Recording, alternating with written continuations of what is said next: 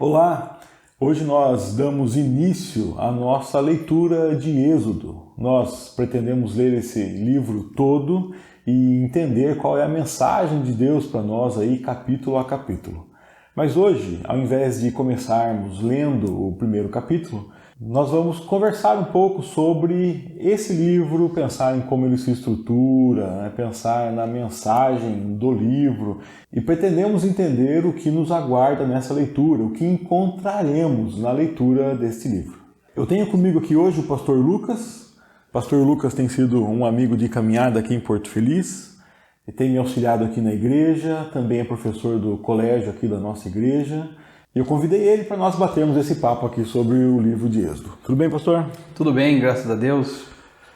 Quer dar uma mensagem inicial para os nossos ouvintes aqui? É muito bom, né? Quando o convite vem para falarmos da palavra de Deus, é sempre oportuno, é sempre satisfatório. É um prazer estar aqui com o Senhor, compartilhando esse momento tão agradável. Beleza. Para a gente começar, já começando, o que você acha que nós encontraremos aí na leitura de Êxodo? Eu acredito que teremos grandes preciosidades, né? Como em todo livro sagrado, nós podemos encontrar preciosidades maravilhosas da palavra de Deus no livro de Êxodo, que é um livro que entendemos numa primeira leitura, né? O livro da fuga, o livro da saída. Eu acredito que tem uma mensagem muito mais profunda do que propriamente só uma saída, Deus libertando o seu povo. Tem muito mais coisas lindas para ir. Legal.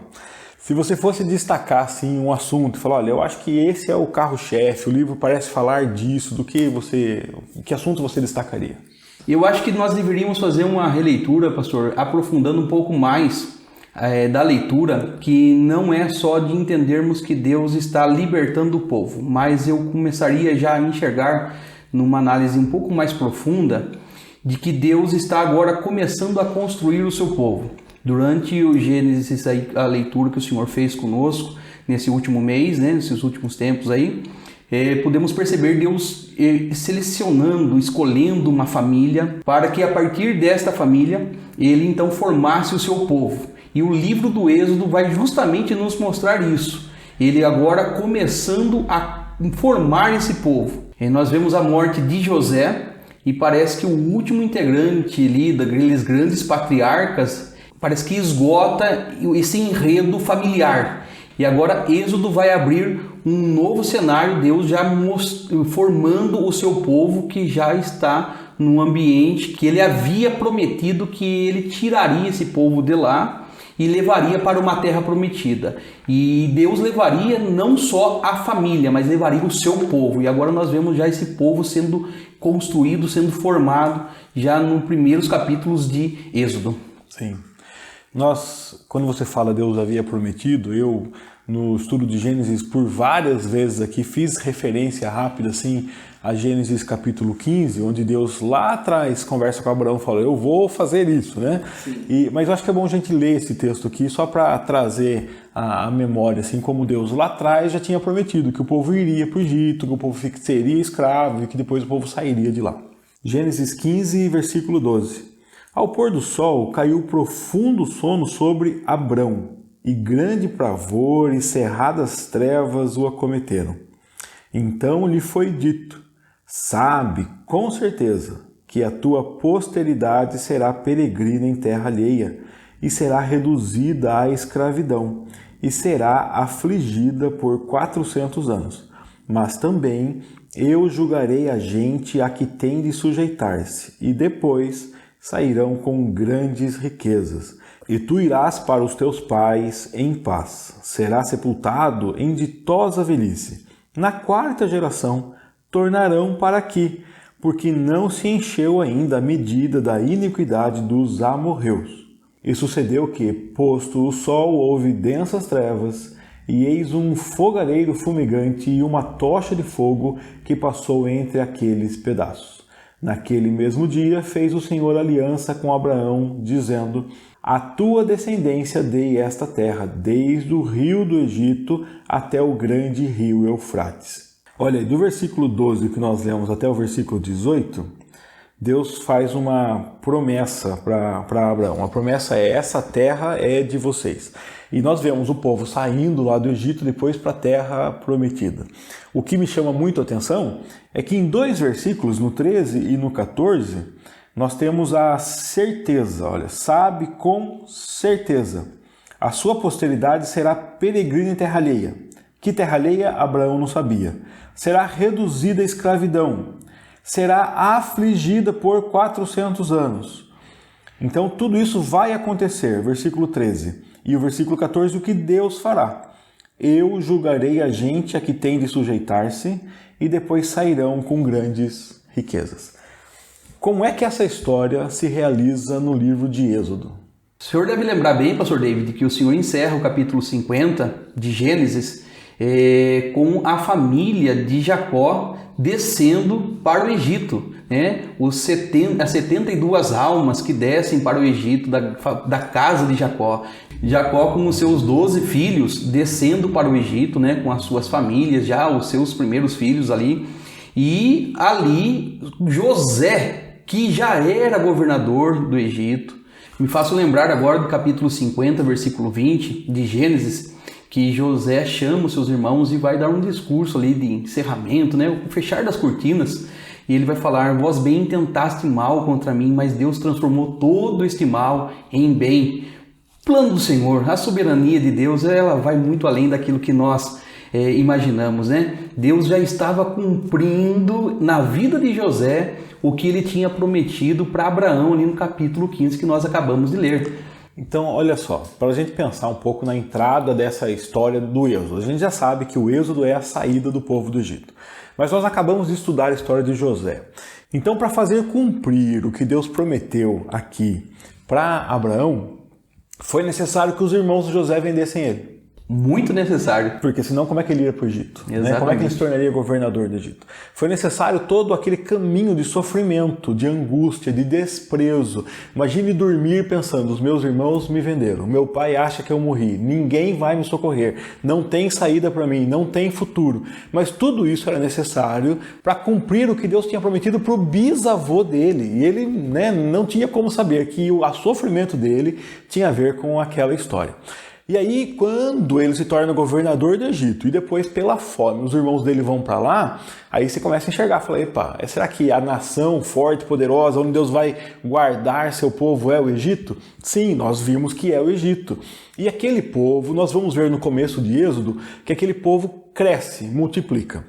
Eu sempre me pergunto, nos dias dos patriarcas, existia organizações das Nações Unidas, a ONU? Existia direito internacional? O que acontecia com o povo se ele começava a crescer? Se ele começa a crescer, chama a atenção de povos maiores que ele, vizinho, que vem, toma tudo que eles têm e vão embora. A gente vê esse relato das guerras, né? E Deus põe seu povo para crescer debaixo da nação mais poderosa do mundo. Quietinhos ali. Mas a nação poderosa poderia enfrentar vários inimigos.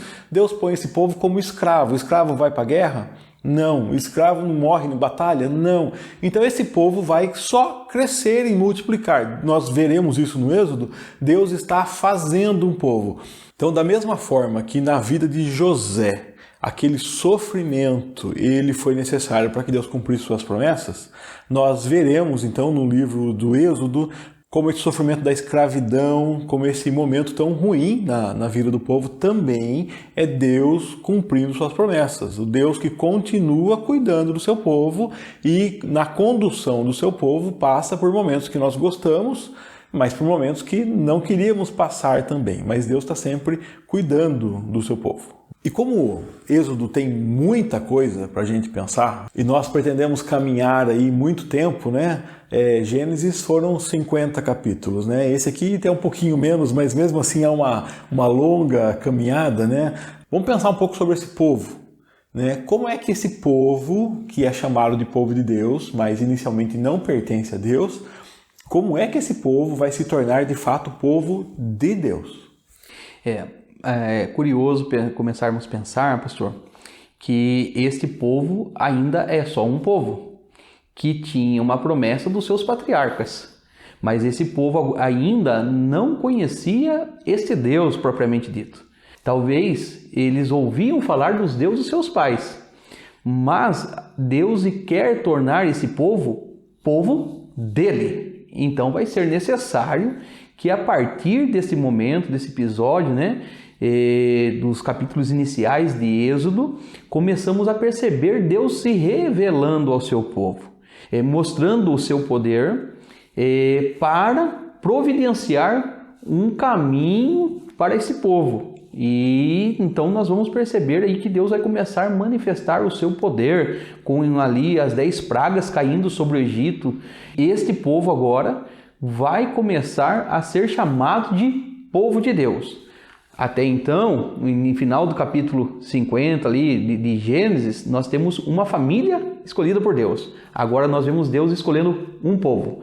E para transformar um povo que cresceu em terra estrangeira e tinha uma promessa levantada por Deus lá no patriarca Abraão, nós vamos ver Deus transformando esse povo em meu povo agora. Propriedade minha. Quando ele fala, inclusive, o recado de Moisés, Faraó é o meu povo que deixe o meu povo ir, que deve prestar culto a mim, né? No capítulo 19 de Êxodo, nós veremos Deus falando sobre a propriedade. Vocês serão meu tesouro particular, vocês serão minha propriedade exclusiva, né? Nós romantizamos bastante, né, essa questão do nosso relacionamento com Deus, e sim, Deus é amor, mas também tem essa questão de propriedade. Vocês são meus, é o meu povo, né, é a minha propriedade. E Deus está cuidando do seu povo e declarando para esse povo que vocês são meus, vocês têm dono. Exatamente. E ao dizer que este povo é dele, nós vamos ver, né, conhecendo aí todas as maravilhas dos cuidados que esse povo teve durante toda a peregrinação do deserto, mas nós vamos ver Deus querendo trazer esse povo para perto dele. E numa leitura macro, nós começamos a perceber que Deus está caminhando para cumprir a sua promessa da conquista de Canaã, da terra prometida. A leitura inicial de Êxodo não é só para levar o povo a conquistar Canaã, mas inicialmente as primeiras palavras de Deus para que Faraó libertasse o povo é para que o povo fosse para o deserto, para que conhecesse esse Deus que é proprietário desse povo. Inclusive Moisés dá até assim uma distância, né? Deixa a gente caminhar 3 dias de caminhada para a gente prestar culto a Deus. O primeiro pedido não tem a ver com deixar de ser escravo, né? Libere o povo para que o povo caminhe 3 dias e preste culto a Deus. E precisamos levar nossos animais, porque tudo que temos e tudo que somos, deve prestar culto a Deus. Precisamos fazer sacrifícios a Deus, né? Então Moisés está guiando esse povo para conhecer o seu dono, o seu proprietário, conhecer o seu Senhor, né? Conhecer quem é o Deus que Moisés conheceu lá no Monte Horebe, né? Que é no Monte Horebe a sarça ardia, né? Lá, quando que Moisés conhece lá, né, o Deus que provavelmente esse povo conhecia das histórias, né? Mas Deus agora se revela e diz: eu sou. Então essa revelação de Deus é para trazer um povo para si, trazer para perto, né? O que mais nesse processo aí nos revela sobre quem é Deus? O que mais o livro de Êxodo vai nos mostrar sobre o ser de Deus? Uma coisa fantástica que logo nós percebemos também é a revelação magnânima de Deus. Começa aqui em Êxodo, é a expressão eu sou. Quando nós vemos Moisés ali meio que perdido, né? Eu vou falar com o faraó, como falarei? Em nome de quem falarei? Deus dá uma ordem, Moisés vai lá e fala que eu sou. E aqui nós começamos a perceber uma mistura dos atributos de Deus, né? A sua onipotência, a sua eternidade, a sua onisciência, Ele conhecendo todas as coisas. Então Ele vai começar a se revelar justamente para o seu povo dentro da expressão eu sou. E essa expressão eu sou, pastor David, é uma expressão muito linda que eu digo que é um eterno presente. Porque nós, como seres humanos e dotados das nossas imperfeições e limitações, Nós estamos presos ao tempo, e o tempo ele se divide em passado, presente e futuro. E o nosso Deus não. O nosso Deus, ele é. Ele simplesmente é. Ele não foi, ele não será, ele é. Ele é ontem, ele é hoje, ele é amanhã. Me perdoem os professores de português aí de plantão, né? Mas não tem como conjugar o verbo para o nosso Deus, Deus que é criador e que criou todas as coisas e que conhece todas as nossas necessidades. E ao nos criar, Ele é tão maravilhoso que Ele cuida de nós em cada um dos detalhes. E qual é o detalhe que nós precisamos cuidar de Deus? Não sei, eu sei que Ele é. E quando você fala aí do Deus ser presente em todo o tempo, né? Os teólogos de plantão já vão falar aí que Deus é o criador do tempo, né? E que Ele está acima de todas as coisas. Mas isso nos ajuda a entender textos, né? Que nós falamos de cor aí, né? Que um dia para Deus é como 1000 anos, e 1000 anos é como um dia. Para nós, o tempo é uma coisa que eu gosto muito de usar livro para pensar nisso. O tempo é o seguinte, ó. Todo dia acontece isso aqui, ó. Virou, né? Tem ontem? Tem. Mas você pode voltar? Não. Tem amanhã? Tem também. Você pode avançar? Não. Você está aqui, é o seu presente, né? E é como se Deus virasse todas as páginas ao mesmo tempo. O que é futuro para nós, ele já está. O que é passado para nós, ele está. No presente, ele está. Deus nem usa o estar, porque como ele sempre é, né? Ele não está amoroso hoje, não está paciente, não está bondoso, ele é. Ele é amoroso, ele é paciente, ele é bondoso, ele é misericordioso, né? E nós só podemos agradecê-lo por isso, né? Porque o seu eterno amor, sua bondade, sua misericórdia é a única causa aí de nós continuarmos falando de Deus e nos relacionando com Deus, porque ele é. E interessante de olharmos para isso é que me lembro de uma aula recente que eu tive com os alunos do 6º ano do nosso colégio, e ao lecionar a eles, eu dizia justamente sobre esse Deus. E uma pergunta veio por uma aluna minha. A pergunta chegou lá em casa. Chegou lá em casa, e exatamente. A minha filha, Lana, depois da aula, o professor aqui, veio me perguntar quem criou Deus. Então vamos lá, quem criou Deus, professor? Vamos aí. Exatamente, né? O nosso Deus, ele não é um Deus criado. E o exercício que eu fiz com a galerinha do 6º ano foi justamente isso. Perguntei a data de nascimento a eles. Falei, quando vocês nasceram? A partir daquela data de nascimento, nós passamos a existir e a estar dentro do tempo. Mas o nosso Deus, ele não é um ser criado, ele é. E ele sendo, ele tem o poder de suprir a necessidade do seu povo, de olhar com amor para o seu povo e falar, eu quero vocês perto de mim, de cuidar em cada um dos detalhes. E somente um Deus tão maravilhoso, com esse capricho para com os seus filhos, para ele dizer, eu sou. Sim, e dizer, né? O fato de Deus dizer talvez seja assim a grande chave aí do Êxodo aí, né? Deus está olhando para um povo e dizendo para esse povo, se relacionando para esse povo. O que acontecia antes no Gênesis, nós vimos Deus chama uma pessoa e fala com ela. Olha, Abraão, vem cá, né? Adão, estou falando com você, né? Noé, estou falando com você, Abraão, estou falando com você, Isaac, e aí Jacó, você é o Deus do meu pai, até o momento que Deus fala com Jacó, estou no caminho com você, estou falando com você. Deus fala com José, Deus dá sonho para José.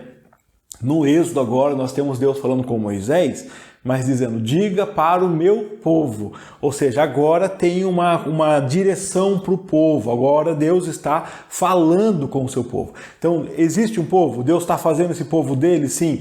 Qual é a ferramenta para isso? Deus está se relacionando com esse povo. Deus está falando com esse povo, se mostrando e dizendo, olha quem eu sou.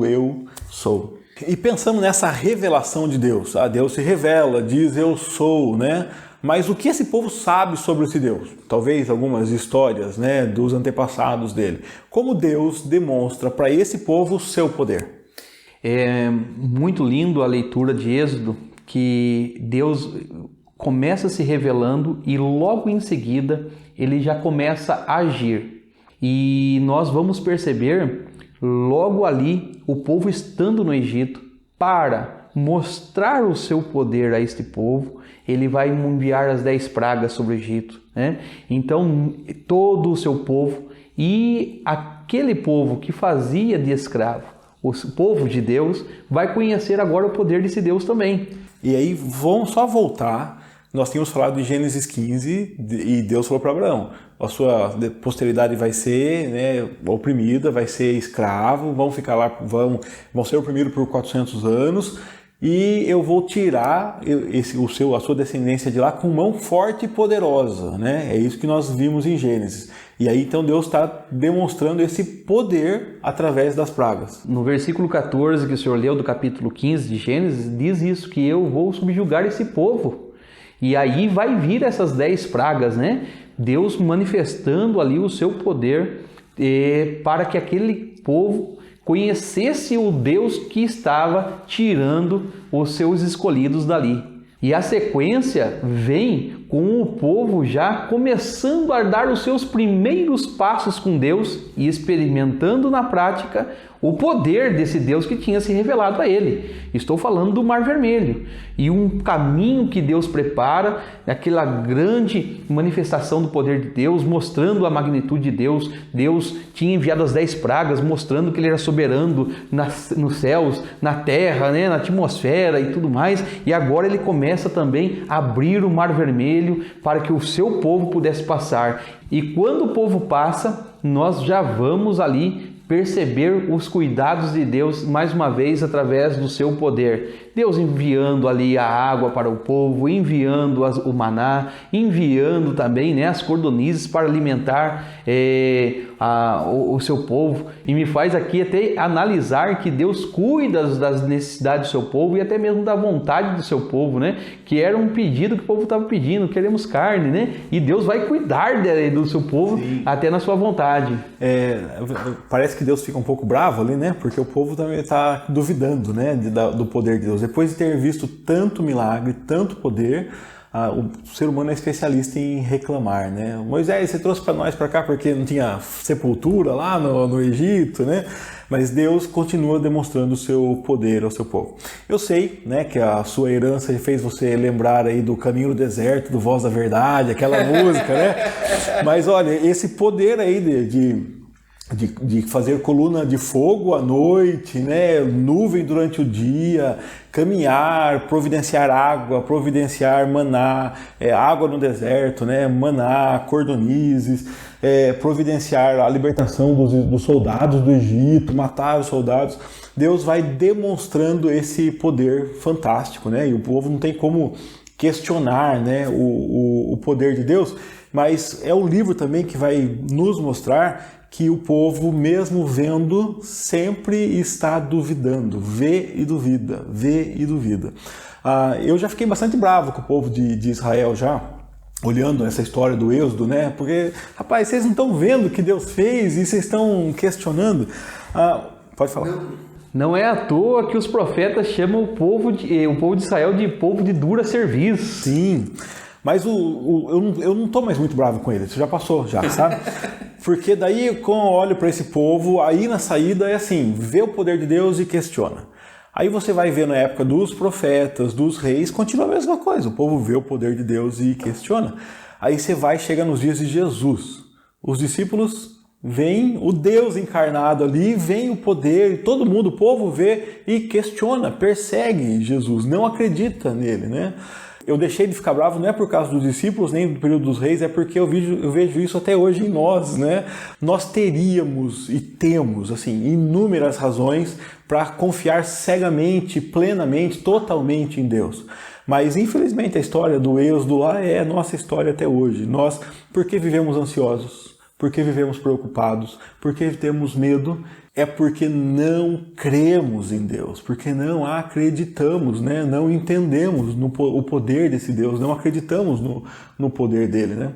Eu gravei um vídeo essa semana, né, de João capítulo 6, onde Jesus, andando sobre as águas do mar, fala para os seus discípulos: não tenham medo, eu sou, né? Que é o que ele fala para Moisés aí. Nós temos medo porque não entendemos o poder de Deus, esse poder tão amplamente demonstrado aí em Êxodo. É a nossa prisão humana, né, pastor? Eu acredito que o senhor, eu já experimentei episódios assim, os nossos ouvintes também devem ter experimentado algum episódio na vida, de que já vivemos grandes manifestações de Deus em nossas vidas. Mas também é verdade que mesmo depois de ter vivido isso, nós experimentamos algum momento que, por uma situação que parece que vai nos tirar a fé, vai nos tirar o poder de acreditar em Deus. E depois, quando aquela situação se resolve, quando a bonança chega novamente, a situação se tranquiliza, nós parecemos como crianças, né? É verdade, é bom, de uma situação que nós já deveríamos saber, porque a palavra de Deus nos garante isso, ela nos ensina isso, somos advertidos diariamente a confiar plenamente, como o Senhor disse, cegamente em Deus, porque Ele tem cuidado do seu povo desde lá de trás, em Êxodo, e Ele continua cuidando do seu povo. Como amanhã para Ele é presente, então Ele continuará cuidando do seu povo. Muito bom. Exatamente. Então, olha, nós vimos que tem um povo e Deus pega esse povo e fala, é meu, demonstra a sua propriedade. Falamos um pouco sobre o poder de Deus demonstrado nesse processo aí, né? Ele já se revela fazendo coisas impossíveis, né? Que só Deus para fazer. E será que esse Deus tão forte, poderoso, magnífico, vai se relacionar com um povo tão falho, tão incrédulo, né? Um povo que falha em simplesmente crer nele? Dentro da minha pequenez, pastor, eu percebo que a própria manifestação do poder de Deus é justamente para querer o seu povo perto dele. Mas mais do que estar no meio do seu povo, simplesmente dando cuidado, manifestando um poder, Deus quer se relacionar intimamente com os seus filhos, com o seu povo. Ele quer se relacionar com o seu povo de uma maneira sublime, de tal qual um pai se relaciona com um filho. Acredito que hoje, em algum momento do dia, o Senhor já chegou em casa, deu um abraço apertado na Lana, deu uma piscadinha para ela, deu uma alimentação ali para ela e já também experimentou do amor dela para com o Senhor. Da mesma forma, nós começamos a perceber isso no livro de Êxodo, quando Deus quer chamar Moisés e fala, agora Moisés, que este povo é meu e eu cuido deste povo, eu quero estar no meio de vocês. E aí nós vamos ver começar já a ser construído todo o enredo, toda a história da construção, da habitação de Deus no meio do seu povo. E aí a graça de Deus, percebida desde lá da queda do ser humano, né? Ela fica assim desenhada agora, né? Agora está desenhado, agora tem um desenho aqui para você enxergar a presença de Deus, né? Eu acho muito interessante quando Jó demonstra que não tem como encontrar Deus, né? Ele fala, eu não fiz esse pecado que estão falando que eu fiz, mas eu vou reclamar para quem? Onde que eu acho Deus para reclamar com ele, né? O ser humano nunca encontrou Deus. Agora, Deus sempre encontrou o ser humano, né? Deus é quem vem desde o pecado de Adão. Adão, cadê você? Né? E Deus vem se revelando, se relacionando com vários seres humanos ao longo da história, sempre se mostrando, sempre se colocando no caminho deles. E agora Deus, então, constrói uma casa para o povo enxergar a presença dele, né? Veremos aqui que esse processo, antes de construir o tabernáculo, dele se manifesta na montanha, né? E ali a presença de Deus está ali, depois na tenda do encontro com Moisés, até que seja construído o tabernáculo para o povo enxergar. Deus está presente em nosso meio. Além da habitação, que já é um milagre, que já é fantástico, já é sobrenatural, como mais vemos Deus se relacionando com esse povo? Através do caminho que ele vai construir para esse povo chegar até ele. Quando Moisés sobe no Monte Sinai e ali ele recebe não só as orientações de como seria essa casa de Deus no meio do seu povo, Deus está também começando a construir um conjunto de leis, de regras, de ordenanças para que o povo chegasse até ele. E então nós vamos perceber que mais do que estar ali no meio do povo, Deus quer que o povo vá até ele. E para ir até ele, precisa sim ter um capricho, porque esse Deus é santo, ele é soberano, ninguém pode ir a ele de qualquer maneira. Mesmo que alguém dentro da sua intelectualidade, do seu poder, das suas riquezas, não conseguiria chegar até esse Deus se ele próprio não provesse esse caminho, e esse caminho nós podemos enxergar plenamente a misericórdia e a graça de Deus para com a vida do pecador. E quais são os elementos desse caminho? Os elementos são justamente o conjunto de leis que são estabelecidos por Deus, né, a Moisés ali no Monte Sinai, e Moisés vai mostrar ao povo, ó, quer chegar até Deus, é por esse caminho aqui que a lei mostra. Mas lei não é uma coisa chata, tão distante da gente, onde Deus fica falando um monte de não faça isso, não faça isso, não faça isso. Será que lei pode ser vista como uma demonstração da graça de Deus? Quando o Senhor diz aí, não, né? E não existe só não. Existe também as afirmativas de Deus. Deus dizendo, faça assim. Deus só não mostra o não. Ele mostra também, faça assim então. E quando nós vemos o não de Deus e o sim dele, é justamente conduzindo o seu povo para perto dele, mostrando para ele como ele deve viver, para que ele tenha vida, mostrando para que o povo não faça aquilo, porque aquilo não é bom, e faça dessa forma, porque isso é bom, para que esse povo então tenha vida, e se isso não for graça, fica difícil de perceber. É graça, né? E Deus está falando com um povo que tem quais padrões de vida? Né? Aprendeu a ser livre com quem? Quem é o referencial de homem livre daquele povo? São os egípcios. Né? Eles estão ali numa escravidão e tem os egípcios como referencial. Então, talvez, se um egípcio tem poder de chegar na casa dele, por exemplo, e tomar a esposa dele, fazer alguma coisa, agora que esse povo é livre, ele vai se achar no direito de fazer essas coisas erradas, né? É assim que vive um homem livre, né? Faz o que quer, adora quem quer, toma o que quer. E Deus está falando, não, né? Você vai ser livre, então eu vou ensinar você a viver.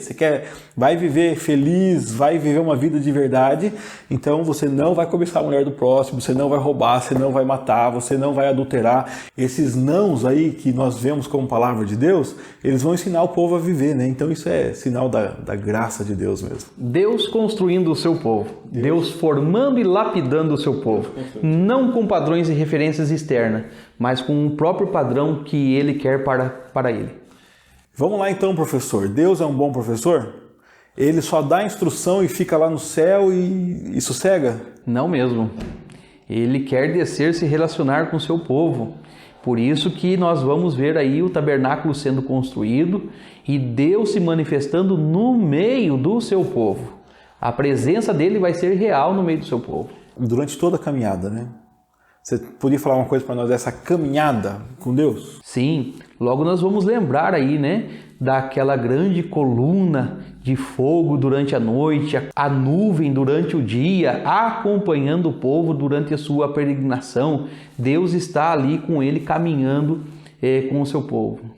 Isso me faz pensar o seguinte, quando nós lembramos que Deus está conosco, eu costumo dizer que a gente tem assim um ritual já pré-estabelecido, que a gente acorda, né, quem é crente tal, acorda e ora, né?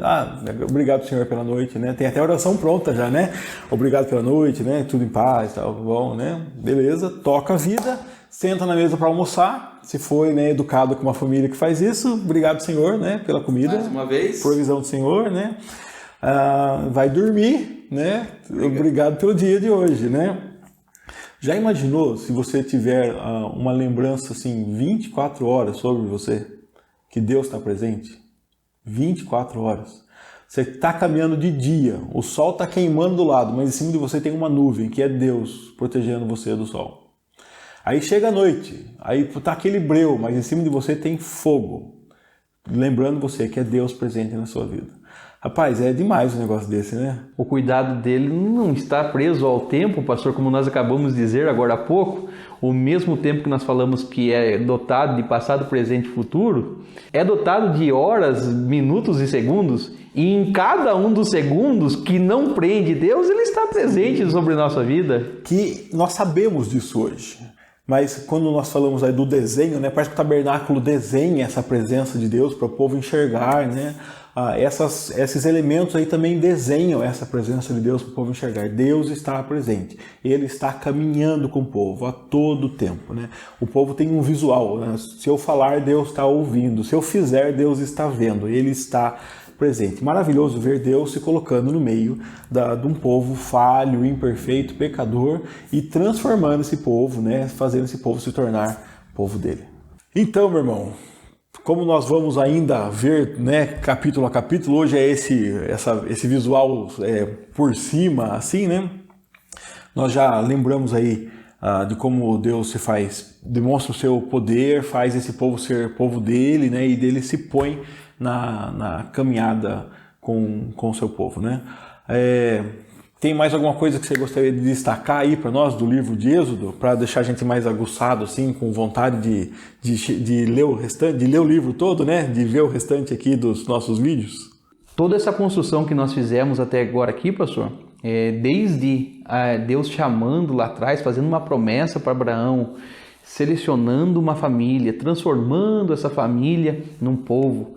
Depois desse povo, ele vai chamar de propriedade minha. Ele se revela essa propriedade, manifesta o seu poder, mostra o caminho para que esse povo chegue até ele. E também experimente as grandezas da misericórdia e da graça de que esse povo uma vez chega a ele.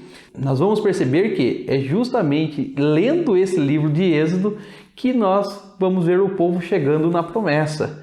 Então nós temos que ler esse livro aí de forma muito minuciosa, né? Ao longo dos próximos domingos aí, acredito que vamos extrair grandes preciosidades para percebermos as grandezas de Deus no cumprimento da sua palavra, no cumprimento da sua promessa. E isso vai nos dar grandes lições. Então esse Deus poderoso, grandioso, que anda com seu povo, conduz seu povo ao cumprimento da sua promessa, né? Então Deus é fiel à sua palavra. Esse seria... Sempre. Legal. E o senhor, pastor David, o que o senhor acha que nós vamos encontrar ao longo dos próximos domingos aí, né? O que o senhor nos diz para nos motivarmos a acessarmos esse link aí para lermos a Bíblia junto com o senhor? Eu tenho certeza que toda vez que a gente lê a Bíblia, a gente encontra sempre princípios, normas, né? A revelação de Deus, Deus se mostrando conosco no nosso caminho, nos deparamos com a graça de Deus, né? Isso é fantástico e tenho certeza que isso acontecerá nessa nossa leitura. Mas eu destacaria aqui algumas coisas que eu acho que nos surpreenderão. Principalmente naqueles momentos mais chatos de Êxodo, né? Que você pega lá no final, quando começam as leis e aquelas leis detalhistas, né? Quando o seu boi entrar no pasto e comer o pasto do vizinho, né? Quando o seu boi chifrar alguém, você fala, o que eu tenho que saber? Quando um senhor de escravo comprar um escravo, quando machucar um escravo, rapaz, o que isso tem a ver com a nossa vida? Eu acho que esses detalhes aí vão nos mostrar Deus cuidando dos mínimos detalhes da vida do seu povo. Deus ensinando o seu povo a viver em todos os relacionamentos.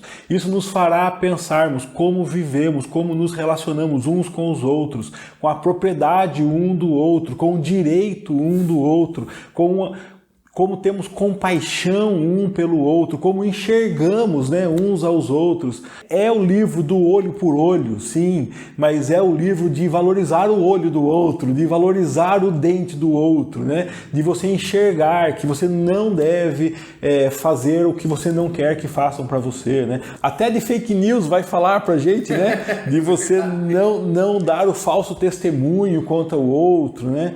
Então eu espero que a gente possa enxergar assim, no livro do Êxodo várias recomendações, orientações para a nossa vida, para que possamos viver como povo de Deus que somos até hoje. Deus quer que o seu povo viva em harmonia, Deus quer que o seu povo viva em amor. Deus está aí ensinando o seu povo a viver, que Deus nos ajude a enxergarmos esses ensinamentos e que possamos viver como povo de Deus. Vou plagiar o senhor agora. Pode plagiar. Se tudo isso nós vamos perceber lendo a Bíblia, vamos ler juntos. Vamos lá então. Se Deus quiser, a partir da próxima semana, do próximo domingo, nós teremos aqui o estudo do primeiro capítulo de Êxodo. E eu espero você lá para lermos então a Bíblia juntos, segundo o convite de Lucas, viu? Muito obrigado, foi uma bênção, um privilégio estar com vocês aqui, bater esse papo sobre o livro do Êxodo e espero que você possa nos acompanhar nessa jornada. Um grande abraço, Deus abençoe vocês. Abraço, irmãos, Deus abençoe a todos. Até mais.